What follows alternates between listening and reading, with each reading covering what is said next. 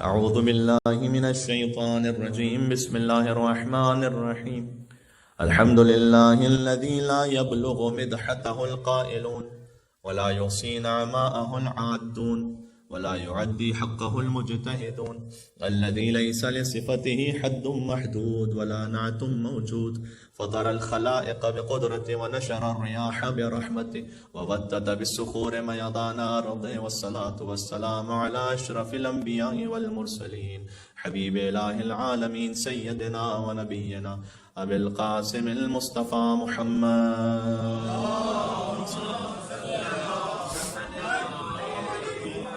وعلى آله الطيبين الطاهرين المعصومين المظلومين، سيما بقية الله في الأرضين الذين أذهب الله عنهم الرجس وطهرهم تطهيرا.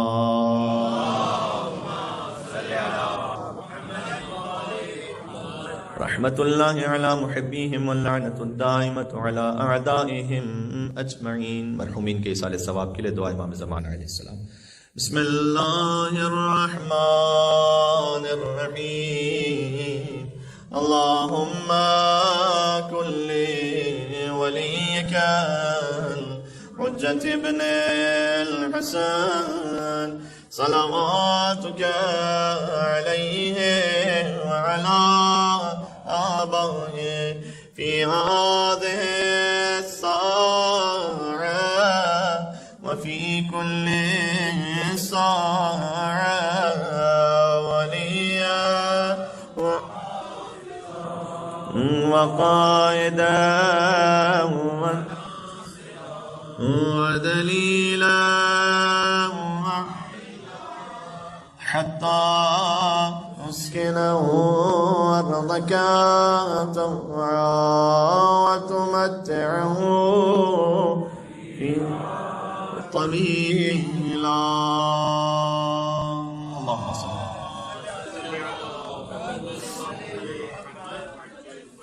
أما بعد فقد قال الله الحكيم في كتابه المجيد. بسم الله الرحمن الرحيم. لا أقسم بيوم القيامة ولا أقسم بالنفس اللوامة أيحسب الإنسان أن لن نجمع عظامه بلى قادرين على أن نسوي بنانه بل يريد الإنسان ليفجر أمامه. مل کے صلوات بھیج دیں محمد اور آل محمد پر.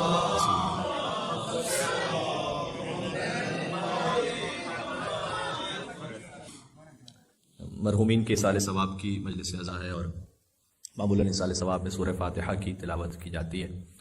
خود ایک خط ہے جو قیصر روم نے لکھا تھا خلفائے بنی عباس میں سے خلیفہ کو، اور اس نے کہا تھا کہ ہم نے اپنی مقدس کتابوں میں یہ پڑھا ہے کہ کوئی ایک سورہ ایسا ہے کہ اگر اس سورے کو پڑھا جائے تو اللہ اس سے ہر قسم کے عذاب کو دور کر دیتا ہے اور رحمتوں کو نازل کرتا ہے. لیکن اس سورے میں 7 یہ حرف ہیں جو نہیں ہیں. اس نے اس طرح سے پڑھا کہ ثا ہے، جیم ہے، خا ہے، ذا ہے، شین ہے، فا ہے، غوئے ہیں. یہ نہیں ہے اس میں یہ 7 حرف. کوئی ایسا سورہ ہے کہ جس میں یہ 7 حرف نہیں ہیں، لیکن وہ سورہ اتنا مؤثر ہے کہ اگر اسے پڑھا جائے تو اللہ سبحانہ و تعالیٰ عذاب کو دور کر دیتا ہے، رحمتوں کو نازل کرتا ہے. تو ہم نے بہت تلاش کیا لیکن ہمیں اپنی مقدس کتابوں میں کوئی ایسا سورہ نہیں ملا جو ان 7 حرفوں سے خالی ہو. تو کیا تمہارے پاس کوئی ایسا سورہ ہے تمہاری کتاب میں؟ تو لازمی سی بات ہے کہ وہ کہاں جواب دے سکتا تھا. تو اپنے بزرگوں کی طرح وہ آئے علی کی اولاد کے در پر. تو وہ آئے اور انہوں نے آ کر 10ویں مولا اور آقا امام علی نقی الہادی علیہ السلام سے پوچھا اللہم صلی علی محمد وعلی محمد کہ کیا قرآن میں کوئی ایسا سورہ موجود ہے کہ جس میں 7 حرف نہ ہو، اور ان 7 حرفوں کے نہ ہونے کی وجہ کیا ہے؟ امام ہادی علیہ السلام نے جواب دیا تھا، جنہیں معمولاً ہم امام علی نقی کے لقب سے یاد کرتے ہیں، ایران و عراق میں معمولاً امام ہادی علیہ السلام کے لقب سے یاد کیا جاتا ہے. امام نے فرمایا کہ وہ خود سورہ الحمد ہے. سورہ الحمد کو جب مرحومین کے لیے پڑھتے ہیں شاید اس کی علت بہت سے دلائل میں سے ایک یہ بھی ہو کہ وہ سورہ الحمد ہے جس میں اللہ سبحانہ وتعالیٰ نے 7 حرف نہیں رکھے ہیں. ذرا غور کیجیے گا، سورہ الحمد میں ثا نہیں ہے، جیم نہیں ہے، بات واضح ہو رہی ہے. سورہ الحمد میں شین نہیں ہے، ضوئے نہیں ہے، ذا نہیں ہے، فا نہیں ہے. یہ 7 حرف سورہ الحمد میں نہیں ہے. الحمد للہ رب العالمین الرحمن الرحیم مالک یوم الدین ایاک نعبد و ایاک نستعین اهدنا الصراط المستقیم صراط الذین انعمت علیہم غیر المغضوب علیہم ولا الضالین. ثا نہیں ہے اس میں کہیں بھی. امام نے کہا 7 حرف اس میں نہیں ہے. اس کی وجہ یہ ہے کہ ثا علامت ہے ثبور کی. ثبور جہنم کی وادیوں میں سے ایک وادی کا نام ہے، لہذا اللہ تعالیٰ نے ثا کا حرف نہیں رکھا اس میں. جیم کہتے ہیں جہیم کو، جہیم خود جہنم کا نام ہے. کاش بات پہنچ سکے. بات واضح. مل کے صلوات بھیجیں محمد اور آل محمد پر. اللہم صلی علی محمد و آل محمد. جیم جہیم سے ہے تو لہذا جیم نہیں ہے. خا خباثت ہے اس میں، لہذا خا کا حرف نہیں ہے. زا زقوم، زقوم خود جہنم کی وادیوں میں سے ایک نام ہے. بات واضح ہو رہی ہے. لہذا اللہ تعالیٰ نے زا کو نہیں رکھا. فا آفت سے، شین شقاوت سے، ضاد ظلمت سے. لہذا اللہ نے نہ جہیم کو رکھا ہے، نہ صبور کو رکھا ہے اس سورے میں، نہ شقافت کو رکھا ہے، نہ آفت کو رکھا ہے، نہ زقوم کو رکھا ہے، نہ ظلمات کو رکھا ہے. ظلمات نہیں رکھا اللہ سبحانہ وتعالیٰ نے. لہٰذا یہ وہ سورہ ہے کہ جو ان 7 حرفوں سے خالی بھی ہے، اور اللہ سبحانہ وتعالیٰ نے اس میں اثر یہ رکھا ہے کہ جب آپ کسی امام کی حدیث میں نہیں، اب میں اسے وضاحتاً کہہ رہا ہوں کہ چاہے آپ اپنے آپ کے لیے پڑھیے یا کسی مرحوم کے لیے پڑھیے، تو اللہ سبحانہ وتعالیٰ اپنی خاص رحمتوں کو نازل کرتا ہے اور جہیم کو سے دور کر دیتا ہے، آفت کو سے دور کر دیتا ہے، شقاوت کو سے دور کر دیتا ہے، ظلمات کو سے دور کر دیتا ہے، صبور کو سے دور کر دیتا ہے. لیکن جب قرآن کو سمجھنا ہے تو قرآن کے حرفوں کو بھی آپ کو سمجھنا ہوگا ناطق قرآن کے ذریعے سے، امام نقی علیہ الصلوۃ والسلام کے ذریعے سے.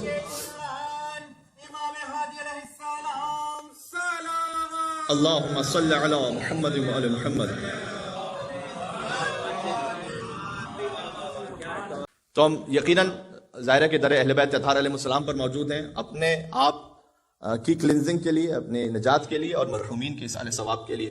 ایک واقعہ مجھے ایک چھوٹی سی بات یاد آ گئی کہ عجر الاسلام آغائے معزی وہ امام رضا علیہ السلام کی حرم میں تھے. کہتے ہیں میں حرم سے باہر کھڑا تھا اور زارو قطار رو رہا تھا اور اپنے گناہوں کو یاد کرتے ہوئے، اپنے عیوب کو یاد کرتے ہوئے، اور ہمت اور جرأت نہیں کر پا رہا تھا کہ میں اندر حرم میں داخل ہوں. تو کبھی کیفیت طاری ہو جاتی ہے انسان پر ایسی. تو کہتے ہیں کہ میں نے علامہ طباطبائی کو دیکھا تو وہ میرے پاس آئے اور علامہ طباطبائی نے کہا کہ آپ اندر کیوں نہیں تشریف لے جاتے؟ آپ بہت دیر سے میں دیکھ رہا ہوں کہ آپ حرم سے باہر کھڑے ہیں، اندر کیوں نہیں تشریف لے جاتے؟ شیخ حسن تم اندر جاؤ. تو انہوں نے کہا کہ میں اپنے گناہوں کو یاد کر کے بہت شرمندہ ہوں اور میں اپنے آپ کو اس قابل نہیں سمجھتا کہ میں اندر جاؤں امام اسلام کے حرم میں. تو انہوں نے کہا کہ نہ، اپنی سوچ کی اصلاح کرو. اس لیے کہ علامہ طباطبائی نے کہا کہ طبیب جو ہے وہ دواخانہ کیوں کھولتا ہے؟ ذرا غور کیجیے گا. ایک ڈاکٹر ہے وہ کلینک کیوں کھولتا ہے، وہ میڈیکل سینٹر کیوں کھولتا ہے؟ تاکہ مریض اس کے پاس آئیں گے تو شفا یاب ہو کر یہاں سے جائیں گے، ہے نا؟ سوچو اس بات کو. اللہم صلی علی محمد و آل محمد. تو مریض اس مقام پر آئیں گے، شفا یاب ہو کے جائیں گے. امام رضا علیہ السلام کا جو حرم ہے یا کسی بھی معصوم علیہ السلام ان کی بارگاہ، وہ ایک طریقے سے دواخانہ ہے، وہ کلینک ہے، وہ میڈیکل سینٹر ہے جہاں کہ تم اپنے بالخصوص نفسانی اور روحانی بیماریوں کا علاج لے کر جاتے ہو. تو جاؤ امام کے پاس، امام خدمت میں، امام سے منہ مت موڑو. یعنی یہ تصور نہ کرو کہ اگر میں گناہ گار ہوں تو میں پہنچ نہیں سکتا، میں جا سکتا ہوں. اور یہ خود جو گلٹ ہے نا، یہ جو اللہ سبحانہ وتعالیٰ نے ہر انسان کو گناہ کرنے کے بعد اگر اس کا ضمیر زندہ ہے تو اس کے اندر ایک ملامت ہوتی ہے. اسی کو کہتے ہیں نفس لوامہ. نفس لوامہ اتنی محترم شے ہے کہ اللہ سبحانہ وتعالیٰ نے قرآن میں اس کی قسم کھائی ہے. نفس لوامہ اتنی اہم شے ہے، ملامت کرنے والا نفس وہ اتنا اہم ہے کہ اللہ سبحانہ وتعالیٰ قرآن میں قسم کھا رہا ہے اس کی. کیا قرآن میں اللہ ویسے کسی شے کی قسم کھا لے گا؟ لا اقسم بیوم القیامہ. یہ سورہ نمبر 75 ہے نا، یہ قرآن کا ہر سورہ ہی وحی پروردگار و بہترین ہے، لیکن سورہ نمبر 75 سورہ قیامت مختصر بھی ہے. میں آپ سے ریکویسٹ کروں گا کہ جا کر اس کو ایک مرتبہ، خاص آپ عربی بھی اس ٹون میں پڑھیں گے نا، بہت خطیبانہ انداز ہے اس میں، اور جو جوڑا ہے اللہ سبحانہ وتعالیٰ نے لا اقسم بیوم القیامہ. اس کا معمولاً ترجمہ آپ کو ملے گا کتابوں میں، اور ترجمہ صحیح ہے، اور میں نہیں کہہ رہا کہ غلط ہے، لیکن شاید نامکمل ہے. ترجمہ اس کا ملتا ہے کہ میں قیامت کے دن کی قسم کھاتا ہوں. تو اقسم بیوم القیامہ اور لا اقسم بیوم القیامہ میں کیا فرق ہے پھر؟ یہ شروع ہوتا ہے لا اقسم بیوم القیامہ. معمولاً یہاں علماء ادبیات نے لکھا ہے کہ لا اضافی ہے. اضافی کا مطلب ہے کہ تاکید کے لیے. لا اقسم بیوم القیامہ عربی زبان کے ایک انداز ہے، لہذا اقسم بیوم القیامہ کے بجائے لا اقسم بیوم القیامہ. یعنی یہ بھی عجب عربی زبان کی لطافت ہے اور اس کی فصاحت و بلاغت ہے کہ لا کا مطلب ویسے بالکل برعکس ہو جاتا ہے. لا اقسم یعنی لفظی ترجمہ ہونا چاہیے میں قسم نہیں کھاتا، لیکن لا اقسم قسم میں تاکید پیدا ہو جاتی ہے کہ میں یقیناً قسم کھاتا ہوں. قرآن کو آپ فقط ترجمے سے نہیں سمجھ سکتے، قرآن کو فقط آپ عربی لغت سے نہیں سمجھ سکتے. جی لا اقسم میں قسم نہیں کھاتا اور لا اقسم میں یقیناً قسم کھاتا ہوں، دونوں ترجمے صحیح ہیں لفظی اعتبار سے. تو پتہ ہونا چاہیے انسان کو اللہ سبحانہ وتعالیٰ نے یہ لا کس لیے استعمال کیا یہاں پر. لا اقسم بیوم القیامہ تھوڑا سا دقیق مطلب اس کا کیا ہے، لا کیوں ہے؟ کوئی بھی چیز اضافی ہو نہیں سکتی قرآن میں. لا کیوں ہے؟ لا اس طریقے سے ہے کہ عربوں میں بہت سارے کانسیپٹس تھے لائف آفٹر ڈیتھ کے. مثلا ایک کانسیپٹ یہ تھا کہ کچھ بھی نہیں ہونے والا, سب ختم ہو جائے گا. آگے کہتے ہیں نا قال من یحیی العظام وہی رمیم, ان ہڈیوں کو کون زندہ کرے گا جبکہ چورا ہو چکی ہیں. قل یحیی الذی انشأها اول مرہ, وہی زندہ کرے گا جس نے پہلی مرتبہ انہیں خلق کیا تھا. پہلی مرتبہ تو کچھ بھی نہیں تھا تو اس نے خلق کر دیا تھا.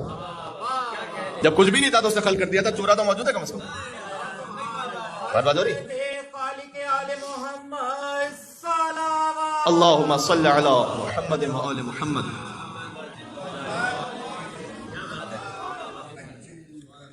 دیکھ ہمارے جتنے مسائل ہیں نا, ہمارے روحانی جتنے گناہ ہیں, جتنی نفسانی بیماریاں ہیں, ان سب کا جو ریشہ یعنی جو کہتے ہیں جڑ ہے نا, وہ کس بات پر ہے؟ ہمیں قیامت کے دن پر صحیح یقین نہیں ہے.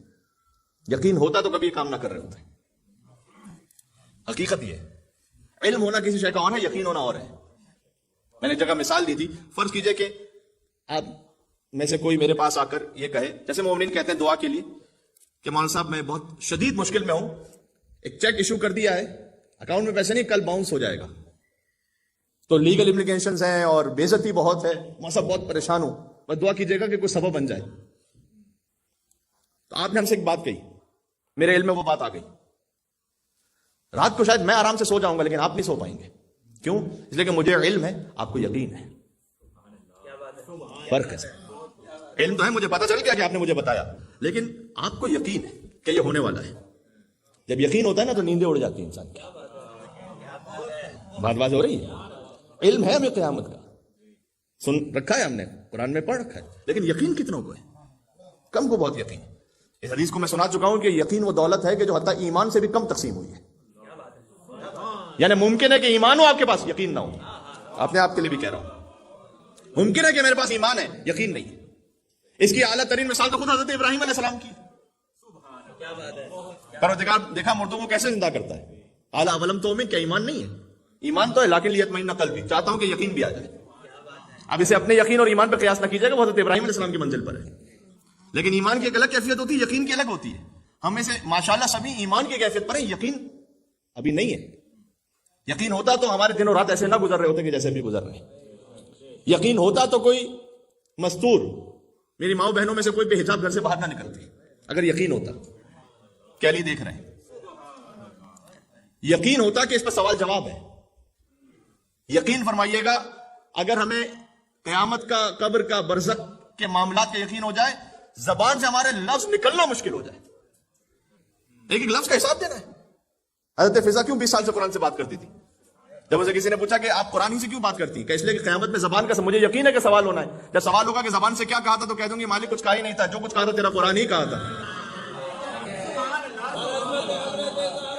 اللہ اکبر. اللہم صلی علی.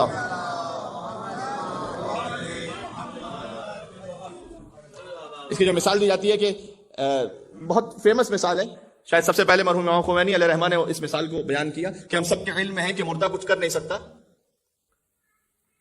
آپ کو ٹچ نہیں کر سکتا مردہ, آپ خود اسے ٹچ کریں گے. لیکن کسی سے کہیے کہ مردے کے ساتھ غسل خانے میں جو ہے نا جناب آپ میت کو یہاں رکھنا ہے تو تھوڑا یہاں پر سو جائیے آپ. صبح پتہ نہیں ہو سکتا 2 مردے ہوں. کیوں؟ اچھا علم ہے کہ کچھ نہیں کر سکتا, لیکن یقین ابھی نہیں ہے. لیکن جو غسل و کفن دینے کا عادی ہوتا ہے اسے یقین ہوتا ہے یا نہیں؟ وہ آرام سے دے دیتا ہے, اسے یقین ہے. سوال, اسے کیوں یقین ہے اور مجھے کیوں یقین فی الحال نہیں ہے؟ فقط علم ہے. اس لیے کیا وہ جب پہلی مرتبہ غسل دے رہا تھا اس کی یہی کیفیت تھی؟ نہیں, آہستہ آہستہ آہستہ آہستہ یقین پر پہنچ گیا. لہذا حدیث میں ہے کہ جو کچھ تمہارے علم میں ہے اس پر عمل کرتے چلے جاؤ, اللہ تمہیں یقین تک پہنچا دے گا. یہ ہے یقین حاصل کرنے کا طریقہ. بات ہو رہی ہے؟ یہاں سے آواز مل کے اللہم صلی علی.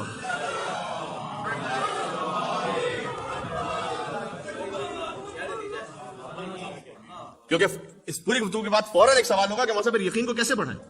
یقین کو بڑھانے کا سادہ طریقہ ہے, جو علم ہے اس پر عمل کیجئے, اللہ یقین بڑھا دے گا. یقین تک کوئی راکٹ سائنس نہیں, کوئی راکٹ سائنس نہیں. اتقوا اللہ ویعلمکم اللہ, کیا قرآن میں نہیں ہے؟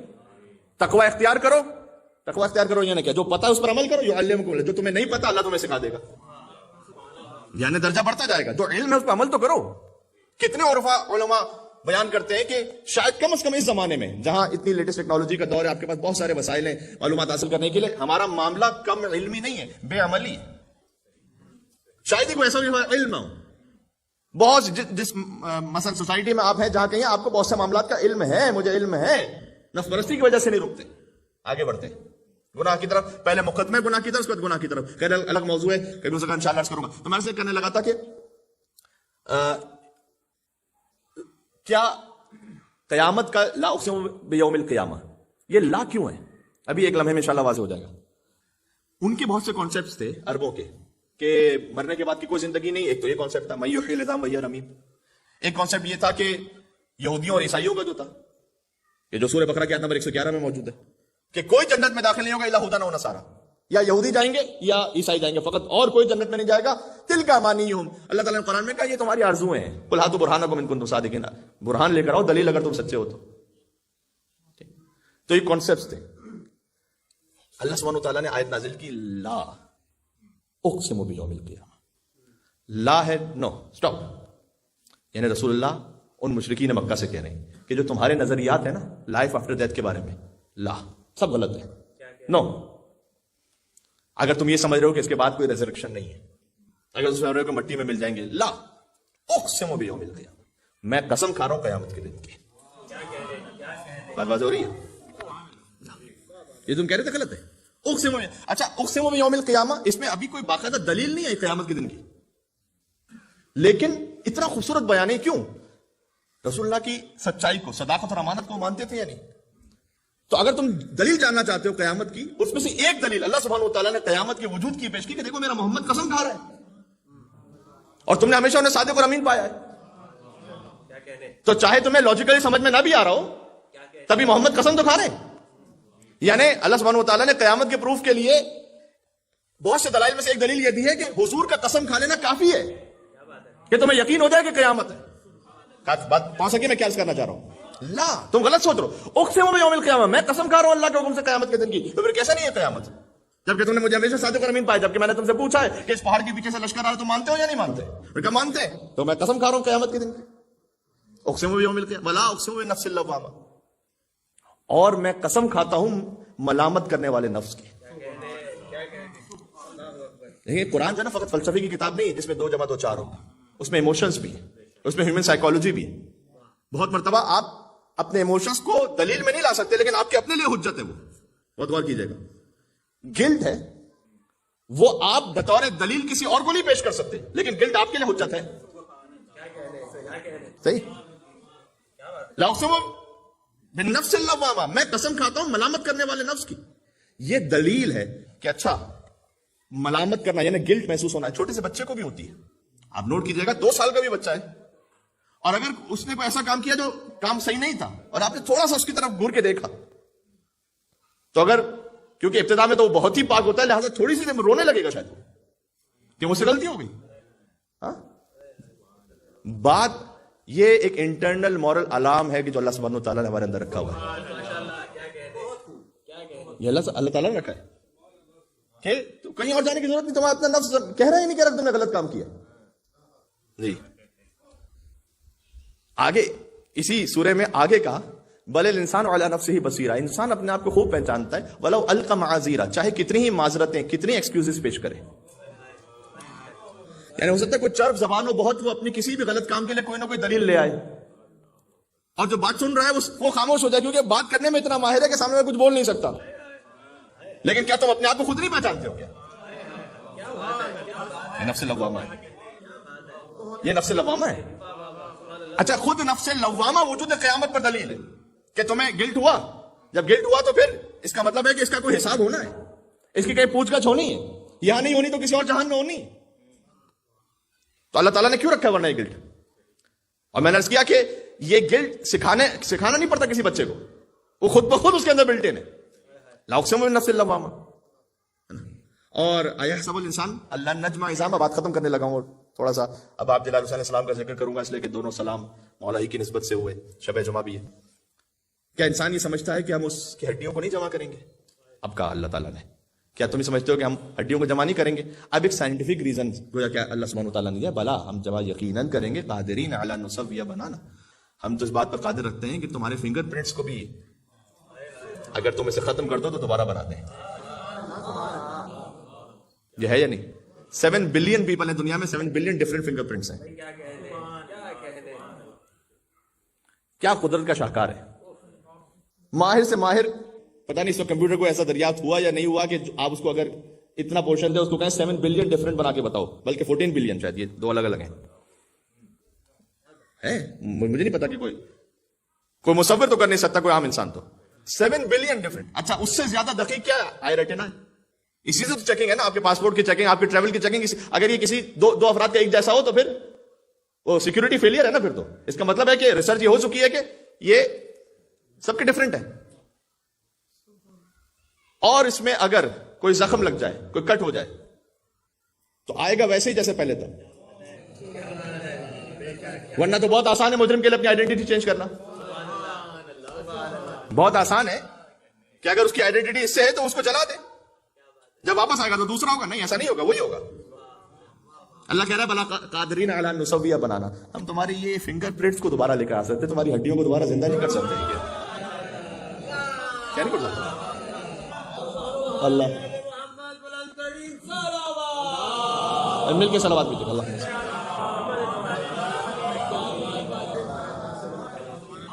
نہیں کر سکتے. جب ایک چھوٹے سے پور پہ کر سکتے تمہاری ہڈیوں کو نہیں جمع کر سکتے. بس یرید الانسان لیفجر امامہ, پھر انکار کیوں کرتے ہو؟ اللہ تعالیٰ نے وجہ بتائی کہ انسان یہ چاہتا ہے اس کے لیے فسق و فجور کا راستہ کھلا رہے, تو انکار کر دو. اگر مانو گے تو پھر قیامت کو مانو گے تو پھر بہت سی چیزیں بچنا پڑے گا نا. یہ حلال ہے, وہ حرام ہے, یہ جائز ہے, وہ ناجائز ہے, پہلے سے انکار کر دو. بہت سے لوگ حضرت حجت کا بھی نعوذ باللہ اس لیے انکار کریں گے جی, کیونکہ جب شریعت آئے گی تو کہیں گے تو شریعت ہماری بڑی مشکل ہوگی. ہم اب تک محرم نامحرم کا خیال نہیں رکھتے تھے, اب تک حلال حرام کا خیال نہیں رکھتے تھے. اجازت تو دو طریقے ہیں, یا تو سدھر جاؤ یا پھر آخر میں یہ کہ انکار کر دو یہ حجت خدا ہے ہی نہیں. اس لیے قیامت کے بہت سے لوگ انکار کرتے ہیں. یقین جانیے خدا کا بھی بہت سے لوگ اس لیے انکار کرتے ہیں, تاکہ خدا کو مانیں گے تو پھر ایک طاقت کو تسلیم کرنا پڑے گا جو ہم سے اوپر ہے. تو بل یرید الانسان لیفجر امامہ, وہ چاہتا ہے اس کے لیے فسق و فجور کا راستہ کھلا, کوئی نہ کوئی اوپن سپیس رہے. تو عزیزان گرامی, بس یہ کاش ہم اپنے یقین کو بڑھا سکیں اور ملامت کرنے والے نفس کو زندہ رکھیں.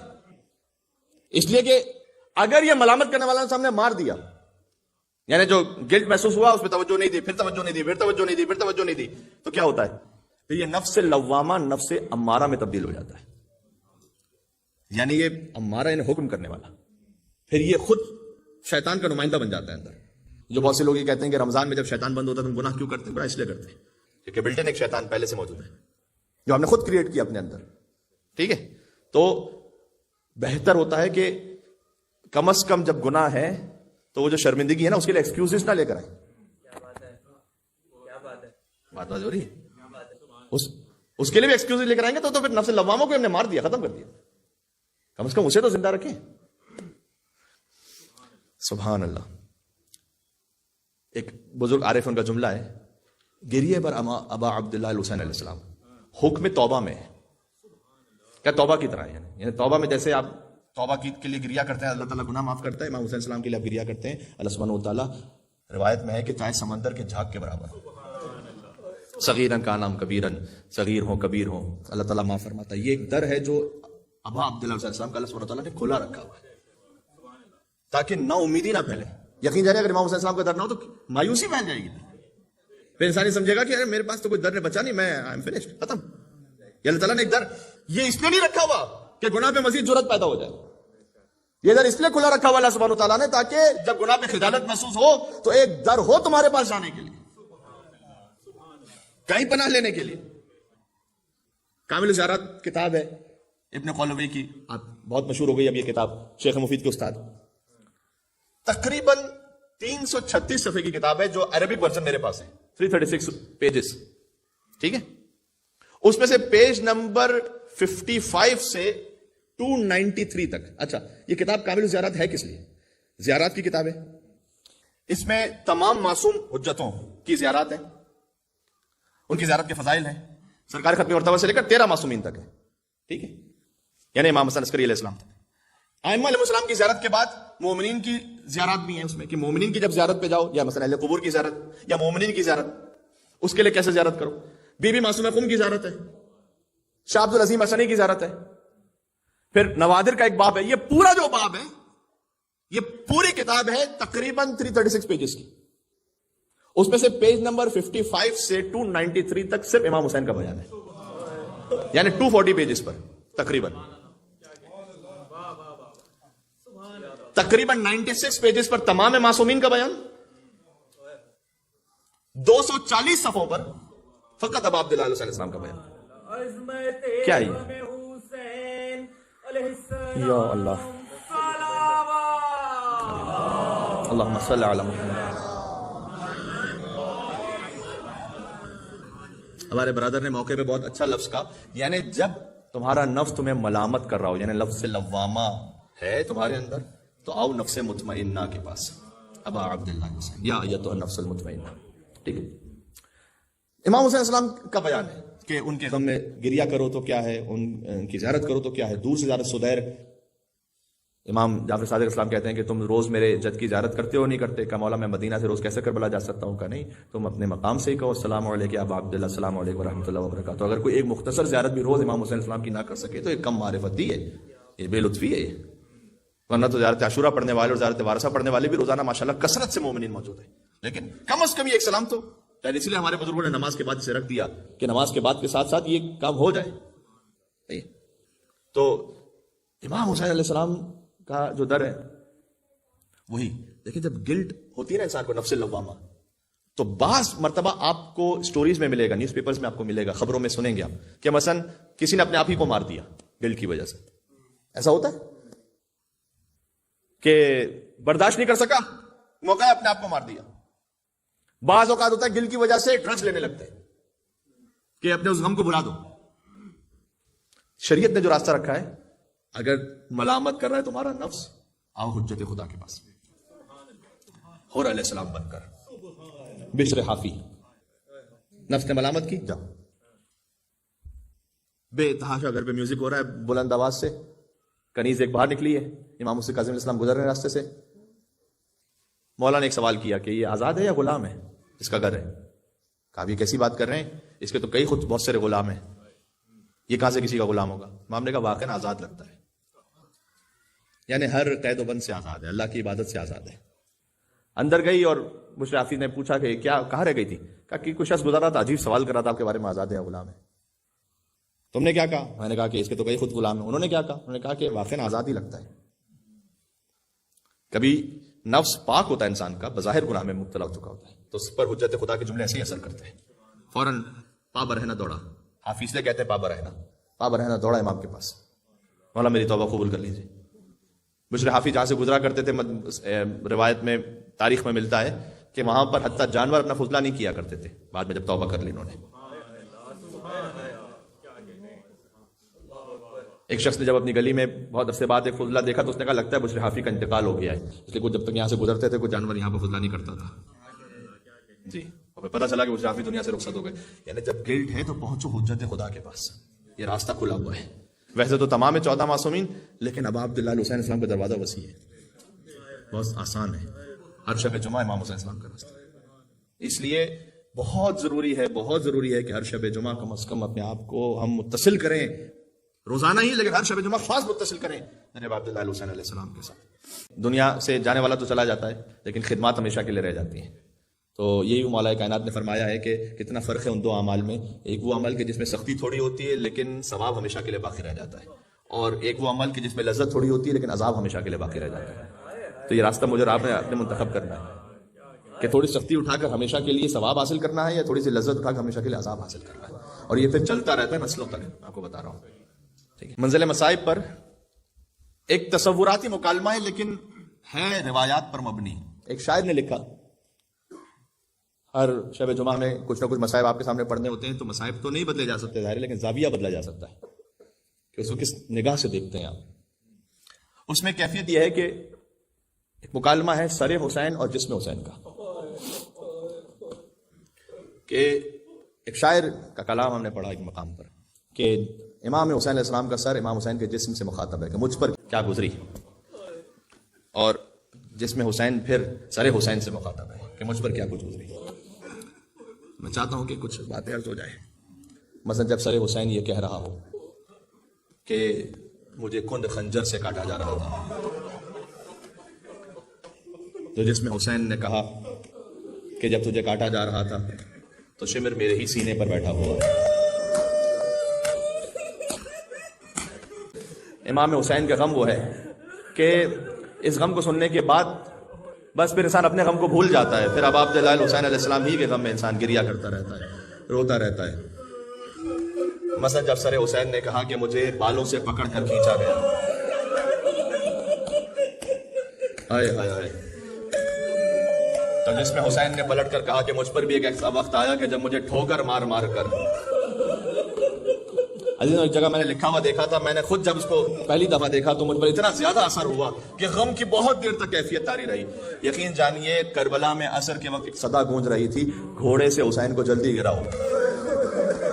اس صدا کی حقیقت کو ہم سمجھ لیں تو زندگی بھر ہنسنا بھول جائے گا انسان. زندگی بھر رونے کے لیے کافی ہے کہ حسین کے لیے یہ صدا دی جائے کہ جلدی جلدی حسین کو گھوڑے سے گراؤ. اور جو حرملہ نے تیر مارا تھا وہ سینہ ابا عبداللہ حسین پر پیوست ہوا، اور جب امام حسین نے پوچھ سے وہ تیر نکالا تو پھر میرا مولا زین فرس پر سنبھال نہ سکا اور مولا زمین کربلا پر تشریف لائے. ہائے ہائے. اگر جس میں حسین یہ کہے کہ مجھے بار بار گھوڑوں کی ٹاپو تلے پامال کیا گیا، تو سر حسین یقیناً کہے گا کہ مجھ میں ایک ایسا نیزہ گھونپ دیا گیا تھا کہ کربلا سے کوفہ، کوفہ سے شام سر حسین نے نو کے نیزہ پر سبت.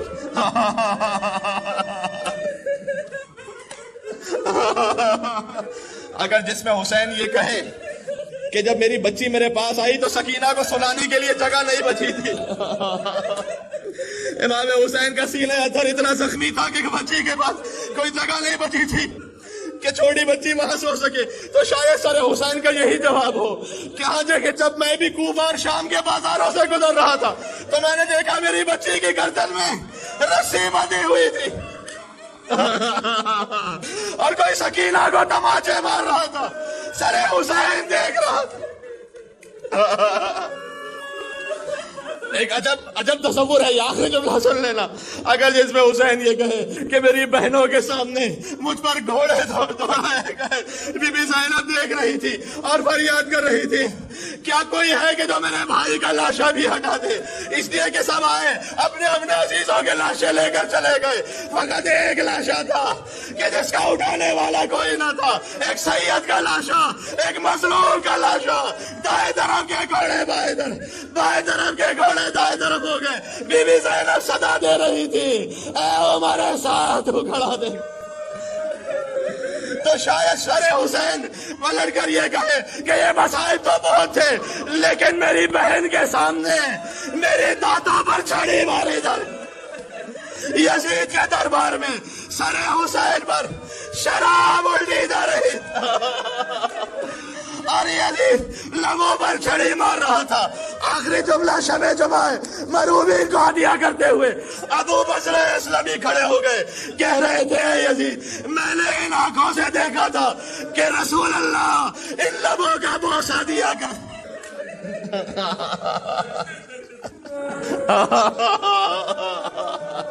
میں نے دیکھا تھا کہ رسول اللہ بوسہ.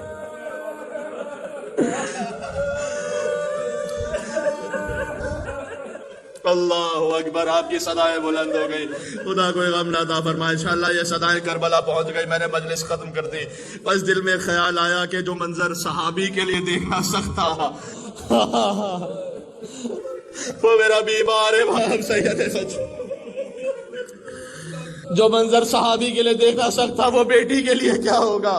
جو منظر صحابی کے لیے دیکھنا سخت تھا وہ بے پردہ بہن کے لیے دیکھنا کیا.